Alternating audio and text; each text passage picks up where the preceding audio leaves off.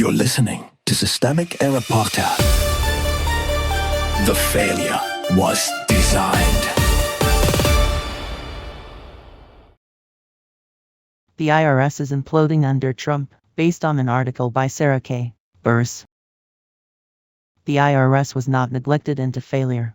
It was sabotaged. Stephanie Mencimer's reporting describes a tax agency that cannot answer the phone, cannot reliably process mail, cannot always show people their own account information, and is leaving taxpayers stranded in bureaucratic limbo. That is the surface story. The real story is who made that condition politically useful, and who paid for it.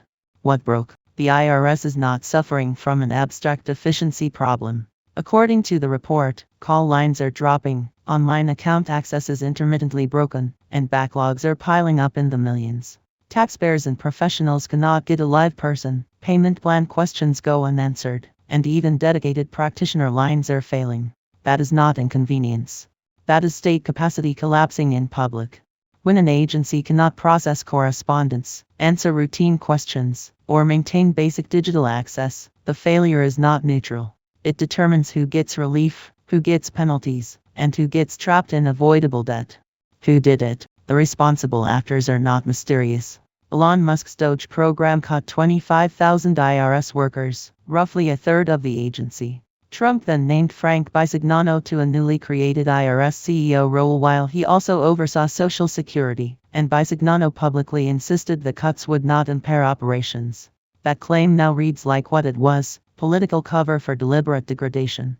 This is not a story about an agency that accidentally drifted into dysfunction. It is a story about the executive branch choosing to break the machinery and then pretending the broken machinery proves the need for more punishment.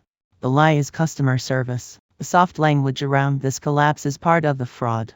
Calling this a customer service issue shrinks the damage to inconvenience, as if the IRS were a help desk that simply forgot to hire enough agents. The IRS is how the state enforces tax law, collects unpaid revenue, and administers obligations across class lines. That matters because the reporting also shows what happened when Democrats invested in the agency: more customer service staff, faster call times, and about $1.3 billion collected from high-income filers who had not paid what they owed. In other words, a functioning IRS does not just serve taxpayers. It makes wealthy tax dodging harder. A crippled IRS does the opposite.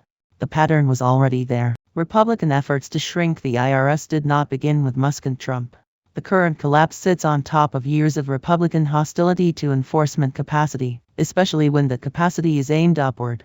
The point has never been subtle: weaken the agency that can audit, collect, and compel, then dress the result up as anti-bureaucratic virtue.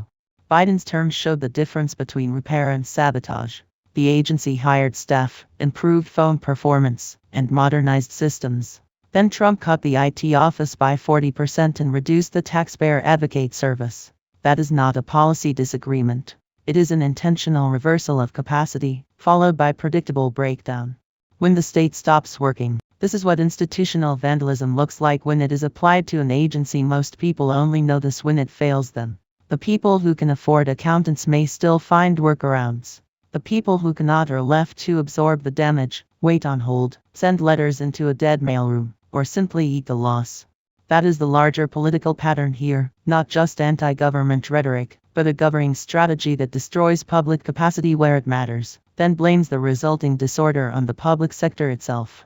The collapse of the IRS is not proof that government cannot work. It is proof that reactionary power knows exactly which parts of government to break first.